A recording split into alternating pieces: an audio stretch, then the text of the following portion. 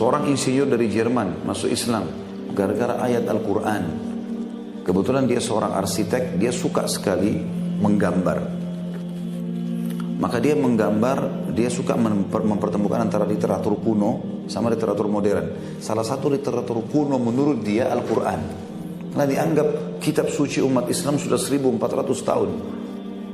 Dia sering lihat masalah arsitektur berhubungan dengan bidang dia. Arsitektur dia selalu telusuri, lihat bangunan-bangunan seperti tentang Fir'aun, ada piramida, ada kaum Samud, ada kaum Ad, kaumnya Nabi Saleh, kaumnya Nabi Hud. Banyak diceritakan tentang bangunan. Kemudian satu waktu, dan selalu gambarnya laku, dia mengkombinasikan antara arsitektur kuno dan modern ini. Satu waktu, dia cuma mencari dalam Al-Quran, dia penasaran pengen cari bangunan masa depan. Ada nggak bangunan masa depan? Dicari-cari sama dia, ditemukan tentang surga. Dan ayat surga umumnya selalu berisi tajri min tahtihal anhar. Di bawahnya mengalir sungai. Ada apa dengan surga? Bangunan masa depan yang orang kalau patuh, orang kalau taat nanti akan masuk ke sana abadi. Kenapa dikatakan di bawahnya mengalir sungai? Apa rahasianya dan apa hubungannya dengan masalah arsitekturnya? Penasaran dia. Dan ini penyebab dia masuk Islam. Akhirnya dia coba membangun rumah dari tanahnya dia yang kosong. Semua dibuat seleks mungkin. Mirip dengan rumah dia yang ada sekarang karena dia orang kaya. Hanya bedanya lantainya diganti jadi kaca. Dia nggak pakai keramik, nggak pakai lantai kayak kita. Dia pakai kaca dan di bawahnya dibuat ada saluran-saluran air sehingga air itu terlihat. Di situ semua ada panel listriknya. Setelah selesai dia bangun rumah tersebut, karena dia buru-buru dia ingin keliling beberapa negara di Eropa, dia datang kemudian dia pun keliling untuk mengambil, untuk menawarkan ke perusahaan-perusahaan gambar-gambar dia. Kurang lebih beberapa bulan dia baru balik ke Jerman. Pada saat dia pulang ke Jerman, sebelum dia pergi ke rumah istrinya, ke rumah dia yang bersama istrinya, dia mampir dari bandara ke rumah dia yang baru. Dia duduk, dia masuk, dia menyalakan semua panel listrik, semuanya nyala, termasuk ada cetekan panel listrik yang untuk menjalankan air di bawah lantai. Dia cerita tentang masuk Islam yang dia bilang, tiba-tiba saya duduk di sofa, dalam 5 menit semua penat saya hilang. Semua capek saya hilang. Dalam 2 bulan. Dia bilang dalam 2 bulan saya biasa keliling begini nawarin gambar-gambar ini. Itu pulang mungkin 2 minggu, 3 minggu baru bisa kembali normal. Ini dalam 5 menit hilang semua penat itu. Dia bilang saya penasaran. Saya lihat ke wallpapernya, lihat ke temboknya. Sama dengan rumahnya dia. Lampunya mewah tapi sudah biasa dilihat sama dia. Terus dia telusurin beberapa saat di situ. Sampai terakhir semua lampu dimatikan, tinggal panel listrik untuk air yang tidak. Begitu dia duduk, dia mulai renungin. Dan ini penelitian dia yang terakhir karena semua sudah dicek. Ini warna biasa saja, ini biasa saja. Terakhir tinggal suara air, dia duduk, dia rasakan ketenangan jiwa kayak tadi waktu awal. Maka di sini dia ucapkan kalimat teman-teman sekalian, Allah SWT berikan hidayah. Dia mengatakan, oh ini rahasianya. Kenapa? Istana di surga itu dalam Al-Quran diceritakan di bawahnya mengalir sungai. Ternyata gemericik air itu membuat ketenangan jiwa.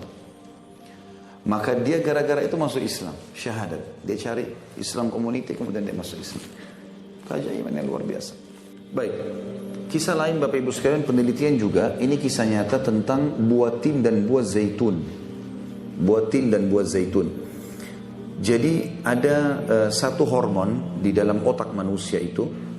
Kalau dia keluar itu sangat membantu manusia untuk mencerdaskan pikiran dia. Subhanallah saya tidak teringat nama hormon ini. Dan ini sangat jarang keluar. Setelah diteliti oleh seorang dokter Nasrani, bukan Nasrani maaf, ini penyembah seorang dokter dari Jepang, penyembah matahari. Nggak ada Tuhannya ini. Mereka menganggap matahari dewa mereka kan, kaisar mereka anggap anak dewa matahari kan gitu. Yang jelas si dokter Jepang ini adakan penelitian di buah-buah, dia temukan hormon ini paling banyak di 2 buah, di buah tin dan buah zaitun. Buah tin dan buah zaitun, 2 buah ini, gitu kan? Dan tentu Bapak Ibu tidak asing lagi dengan wattini waz zaitun. Allah gabungkan 2 ini, buah tin dan buah zaitun ya. Pada saat itu Bapak Ibu sekalian, si dokter Jepang ini meneliti. Lalu dia mau cari tahu bagaimana caranya meneliti ini. Karena di Jepang buatin tidak ada, maka dia menghubungi temannya dokter juga spesialis di Saudi. Dia bilang, bisa nggak kamu adakan penelitian untuk buat tin? Ada nggak di negara kamu? Ada, banyak buat tin. Di negara Timur Tengah banyak buat tin. Kalau buah zaitun masih bisa di mana-mana dikirim. Buat tin ini agak susah. Lalu kemudian kata dia, baiklah coba adakan penelitian. Saya mau tahu kenapa dua buah ini saja yang paling banyak hormon itu. Dan ini dibutuhkan oleh manusia. Artinya dianjurkan untuk dikonsumsi. Si dokter muslim ini meneliti, tidak ada niatnya untuk mengajak masuk Islam si dokter Jepang tadi ini. Dia mengadakan penelitian. Betul ditemukan ya, hormon ini paling banyak di dua buah ini. Dan dia coba kombinasikan antara satu zaitun dengan satu tin, dikombinasikan, ternyata hasilnya lebih efektif. Dia coba kombinasi sampai dia temukan. Jadi dia coba baca dalam surah ya, menjelaskan wattini wa zaitun. Dia teliti wattini wa zaitun satu-satu. Tapi dia coba teliti dalam Al-Quran, ternyata kalimat zaitun itu diulangi 6 kali. 6 atau 7 kali dalam Al-Quran. Buatin diulangi 1 kali saja. Maka dia coba gabungkan itu, dikolaborasikan lagi. 1 buatin di blender dan dicampur dengan 7 buah zaitun. Ditemukan hasilnya maksimal. Sampai hormon itu mencapai nilai 100%. Kalau dengan jumlah ini. Maka si muslim ini yang dari Saudi telepon temannya dari Jepang. Saya sudah teliti ini. Dan saya sendiri merasa keajaiban yang luar biasa, dia bilang. Karena saya temukan ini dalam Al-Quran ada. Disebutkan surahnya ini dan seterusnya. Dan ternyata dalam Al-Quran disebutkan buah zaitunnya 6 atau 7 kali dan buatin 1 kali.